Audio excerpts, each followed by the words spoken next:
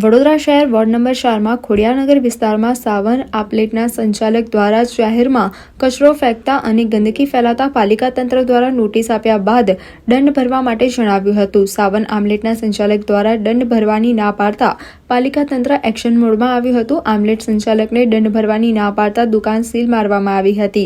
પાલિકાના અધિકારીએ જણાવ્યું હતું કે વોર્ડ નંબર 4 ખોડિયારનગર પાસે સાવન આઉટલેટ સેન્ટર ચલાવનાર સંચાલકને જાહેરમાં ગંદકી કરવા બદલ નોટિસ ફટકારી દંડ ભરવા માટે જણાવ્યું હતું। સંચાલકે દંડ ભરવાની ના પાડતા પાલિકાના અધિકારીઓએ સાવન આઉટલેટ સેન્ટર સીલ મારી દીધું હતું।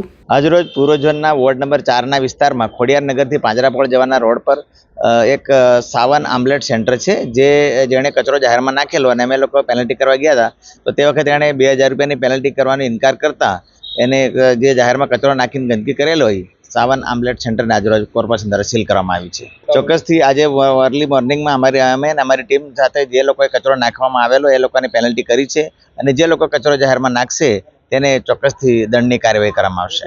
ઉપરાંત અમે લગભગ 4 થી 5 જણાને 500 રૂપિયાની પેનલ્ટી આજે વસૂલ કરી છે અને સમગ્ર ઝોનની અંદર આ પ્રકારની કામગીરી આજરોજ ચાલુ છે।